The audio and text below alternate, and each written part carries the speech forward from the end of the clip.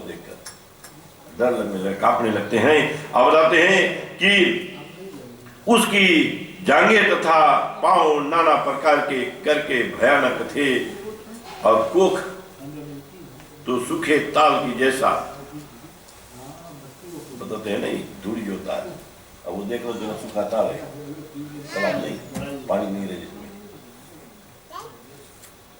तो ऐसे बताते हैं कि अब गोपियां के साथ यशोदा जी तथा रोहिणी जी जो थे वो अब देखने के लिए जाकर गाय के पूंछे फिराने लगे द्वारा, और संग में बताते हैं कि नाना प्रकार के यंत्र तंत्र टुटका और ये सब करती हुई, और कि जबकि उनके दृष्टि कृष्ण जी से पहले जैसे स्वस्थ हो गए कि देखकर अपने बेटे को कि हे राजन गोपियों के द्वारा भगवान कृष्ण का पूर्ण रूप रक्षित हुआ, और देखकर यशोदा जी ने प्रसन्न हो और उन्हें अत्यंत प्रेम पूर्वक दूध पिलाकर और थपथपाकर और उनको फिर बताते हैं देकर सुला दिया। और इस भाव से क्या होता है, आगे कथा बढ़ती है तो इस तरह से पूतना का वध कर देते हैं। अब पूतना का वध जब करते हैं तो बताते हैं कि भस्मी होते हुए पूतना तन की और निकसी गंध आगार करते हैं कि जिस समय वह पूतना जल रही थी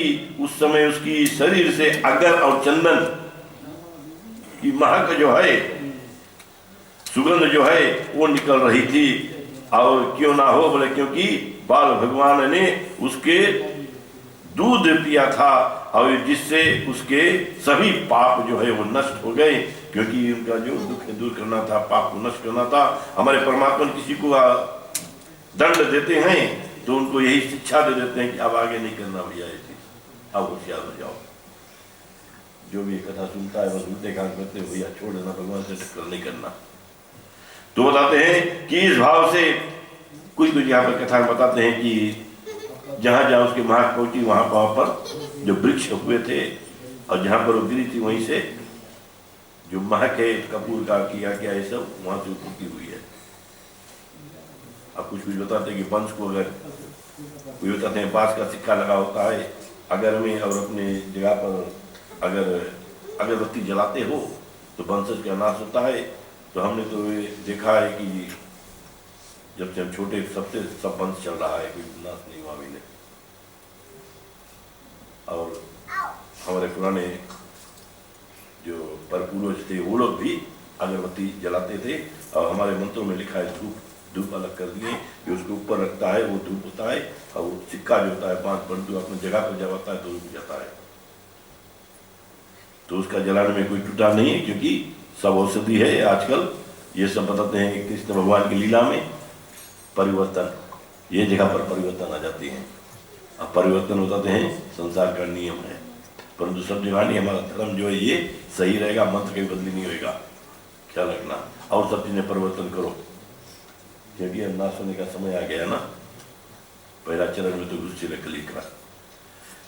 तो यहाँ पर बताते हैं कि जगह बालकन नसावन हारी खल पूतना महाहत्यारी मारन हेतु हरि कहाँ आए लही मुक्ति तहाँ दूध पियाए। और संसार के बालकों को मारने वाली दुष्पूतना जो कि महान हत्यारी थी और यहाँ भी भगवान कृष्ण को मारने के लिए ही आई थी, किंतु फिर भी भगवान को विष मिला ही सही, केवल दूध पिलाने से ही वो मुक्ति की अधिकारी बनी। पतते बहुर होतारत प्रेम लखी बैर करत की न होए, तब जिनकर स्वर सहरी तिनकर बात ना कोई। राधे प्रिय कृष्ण चंद्र की जय। जो भगवान को अपने साथ बैर करने वाले बैरी को भी बैर कहते हुए धोखे में भी प्रेम से उत्पन्न हो जाने पर तार देते हैं, तब तो लोग भगवान को ही अपना सब कुछ समझते हैं, अथवा उनके लिए सब कुछ अर्पण करने को तैयार रहते हैं।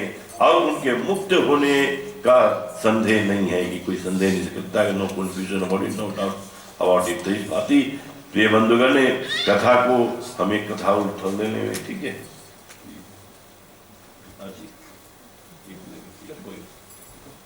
ठीक है, आगे हम कथा को बढ़ाते हैं प्रिय बंधुगण। और किस तरह से तरुणाव्रत का मोक्ष प्रदान होते हैं वो वाला ले लेते हैं कथा।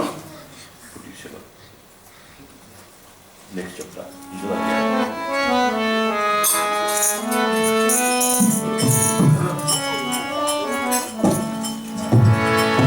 बंसी वाले मोहरा बंसी देव बजाए हो, बंसी वाले मोहरा बंसी देव बजाए, बंसी वाले मोहरा बंसी देव बजाए,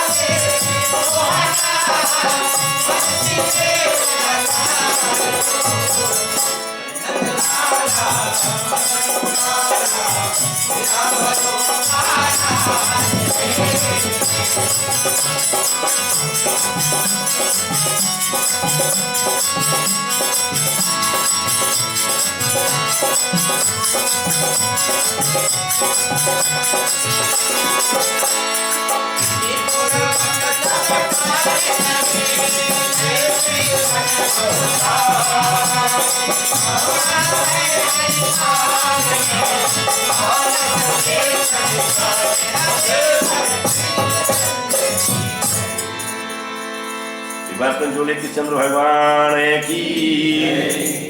तो प्रिय बंधुगण, आए हुए हमारे जितने भी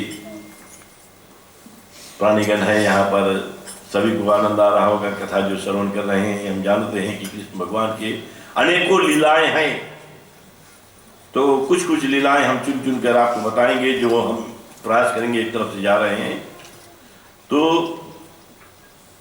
शुरू में क्या होता है, पूतना जो होती पहले राक्षसी रूप, उनको शांत कर देते हैं परमात्मा हमारे। फिर आगे क्या होता है, जब उसका मरना सुनते हैं कंसा जी, तो एक से एक राक्षस और आगे आते हैं सामने की, अच्छा वो चल गई कोई बात नहीं, हम आए।